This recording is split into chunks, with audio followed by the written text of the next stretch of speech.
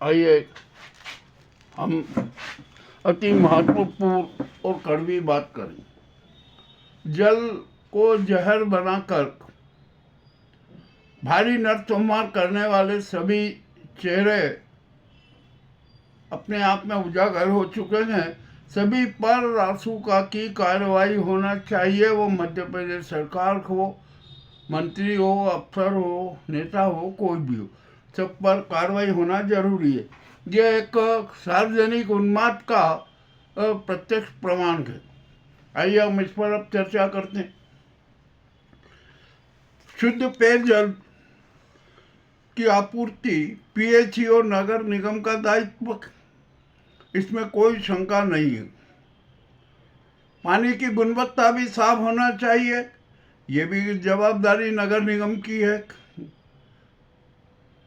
और मज़ेदारी की बात तो यह है कि मध्य प्रदेश में प्रदूषण मंडल के उसने जब इंदौर के पानी की शिकायत गई थी तो उसने जांच की थी।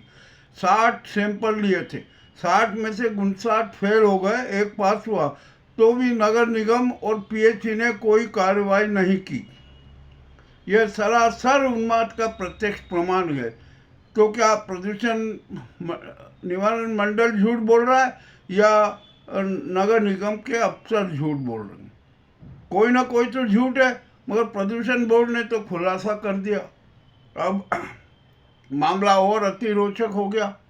अब यहाँ पर ये जल है ना, जहर कैसे बना, इसके दो कारण सामने आए हैं।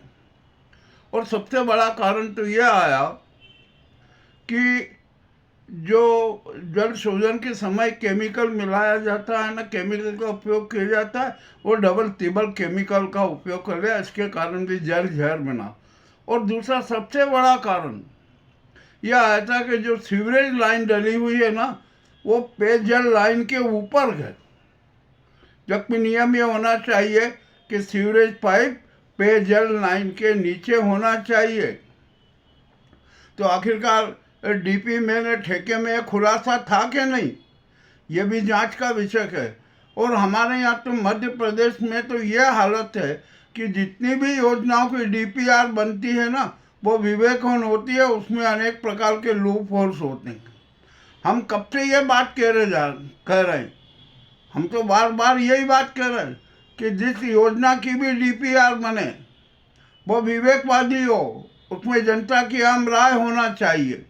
अब आप ही बताइए कि पाइपलाइन के ऊपर आपने चेंबर बना दी, प्रदूषित पानी, उसमें मल का ये हर तरह का पानी उसमें एकत्रित है, वो पानी अंदर घुसता है। और जब नागरिक शिकायत करते हैं तो आप ध्यान नहीं देते। चलिए आपने बाद में ध्यान दिया कि अरे नई लाइन डालेंगे, 6 महीने तक आपने टेंडर ही अटकाए रखा। 6 महीने बाद टेंडर स्वीकृत किया और स्वीकृत करने के बाद ये वर्क ऑर्डर नहीं दिया, तो ये तो पूरी उन्मादी कार्रवाई हो गई ना नगर निगम की, नगर पालिका की। चलिए अब ये तो सारा हो गया। बहुत स्पष्ट है कि इस कांड के लिए इंदौर में जितने भी लोग मरे हैं, 15 तो हो गए, और जितने भी मरेंगे सारी सबकी जवाबदारी नगर निगम की है, अफसरों की है, मंत्री की है और मध्य प्रदेश सरकार की। इससे कोई अछूता नहीं रह सकता। अब वहाँ पर आप कमिश्नर को हटा दोगे, अपर आयुक्त को हटा दोगे, उसके हटाने से क्या होगा?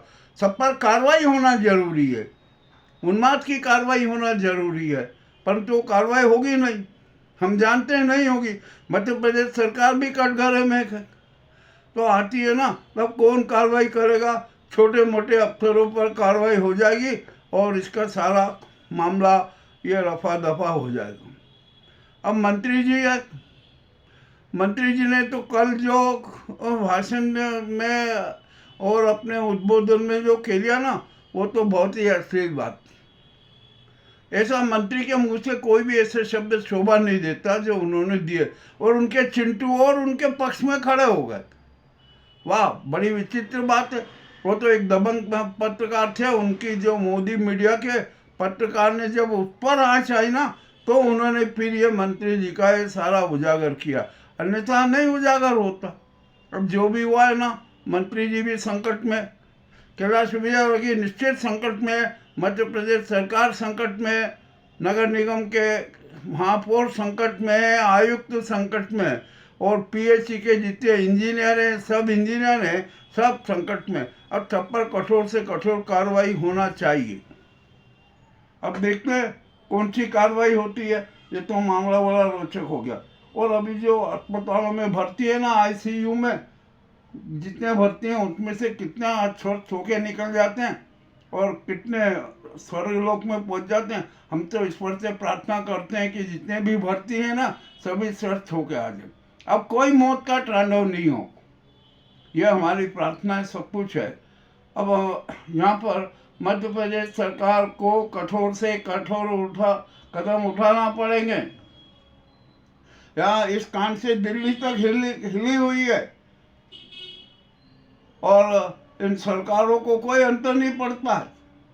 ये राजनीति के और धर्म के पंडे और गुंडे हैं ना, उन पर किसी भी प्रकार के कोई असर नहीं होता है। चाहे मौत हो जाए, कुछ भी हादसे हो जाए, ये तो उनके लिए एक महज घटना होती है।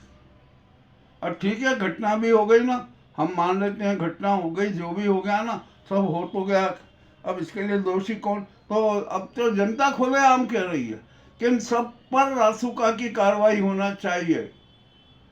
ये उन्मादपूर्ण तरीके से हत्या का प्रकरण दर्ज होना चाहिए। अब देखते हैं कैसा प्रकरण दर्ज होता है, कौन करेगा और किस प्रकार से करेगा। मामला तो बड़ा गंभीर हो गया कि अब जो भी होगा ना, इंदौर में देखा जाएगा कि क्या हुआ क्या नहीं हुआ, किस प्रकार चलेगा। ये भी मामला अभी उजागर हो जाएगा बहुत जल्दी, और किस प्रकार की कार्रवाई होती है ये सब जल्दी उजागर होगा। अब यहाँ पर हम बात कर लेते हैं थोड़ी सी उज्जैन की। हम भी यहाँ पर उज्जैन के बारे में जितनी घोषणा हुई, जो जिनकी योजनाओं की डीपीआर बनी है ना, हम कभी से लगातार कह रहे हैं कि डीपीआर है ना, जो विवेकवादी होना चाहिए, व्यवहारिक होना चाहिए। अब कितने व्यवहारिक है कह नहीं सकते। अब यहाँ पर सीवरेज पर प्लान चला, सीवरेज लाइन डाली जा रही है। तो क्या सीवरेज लाइन हमारी जो पेयजल लाइन है उस पर डाली जा रही है या अलग से डाली जा रही है? अब जब सीवरेज के कनेक्शन होंगे तो वो तो पेयजल लाइन के ऊपर ही होंगे। और अब बताइए, आपने टाटा को जो टेंडर दिया उसमें कई आपने शर्त डाली थी कि आपको पाइपलाइन के नीचे ही सीवरेज लाइन डालना है। मेरा तो ख्याल है इस प्रकार की कहीं भी कंडीशन नहीं डाली गई थी। तो ये भी एक बहुत बड़ा अपराध हो गया। अब यहाँ जैसे इंदौर जैसी घटनाएं उज्जैन में न हो, इसके लिए अभी से सतर्कता बरतने की जरूरत है। अब देखते हैं क्या होता है क्या नहीं होता है। मामला तो बड़ा गंभीर है। और यहाँ पर देखिए, आप बात करते हैं यहाँ का प्रदूषण निवारण मंडल है, प्रदूषण बोर्ड है। हम उसी से पूछना चाहते हैं, आपने क्षिप्रा के पानी का कितनी बार परीक्षण किया? सप्त सागरों में क्षीर सागर के पानी का आपने कितनी बार उसका अन्वेषण किया, उसकी खोज की, उसकी जांच की?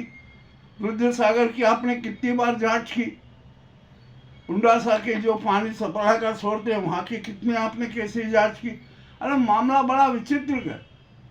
यहाँ पर है ना, शुद्ध पेयजल तो अब बहुत कठिन हो गया। और हमारे यहाँ के कुछ तो बोरिंग है ना, इतना घटिया कि वो गटर की लाइन में ही खुदे में, तो गटर का भी गंदा पानी उन बोरिंग में आ रहा है।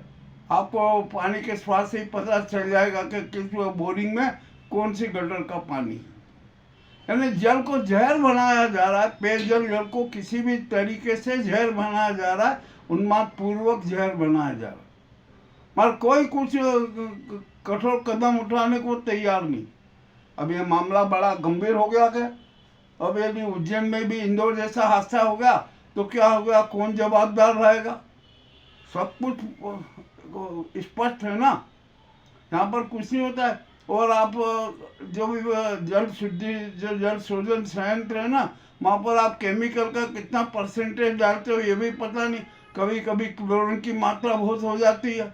तो वहाँ पर अब तो यह हालत होना चाहिए कि जो उज्जैन जिले, आप उज्जैन शहर में जो पेयजल की आपूर्ति करो ना, आपूर्ति करने के पूर्व उसका चेकिंग होना, एनालिसिस होना बहुत ज़रूरी है। बिना चेकिंग के आपूर्ति नहीं की जाए, इसके लिए विशेष व्यवस्था की जाना चाहिए। अब ग्रामीण पेयजल योजना में देख लीजिए कैसे पाइप डले, क्या हुआ है, बड़ा मजेदार प्रकरण है। अरे कैसे आप करेंगे? यहाँ पर किस प्रकार का उन्माद चल रहा है, कोई देखने वाला नहीं, कोई सुनने वाला नहीं। मामला बड़ा गंभीर है। और इंदौर का जो कांड हुआ है ना, ये तो बड़ा विचित्र हो गया। आज उमा भारती ने भी थोड़ा मध्य प्रदेश सरकार को खींचा, उसकी लंका लगा दी। उन्होंने कहा कि क्या इंसान की कीमत, इंसान के जान की कीमत 2 लाख रुपए? अरे आप ये क्या सौदा करो?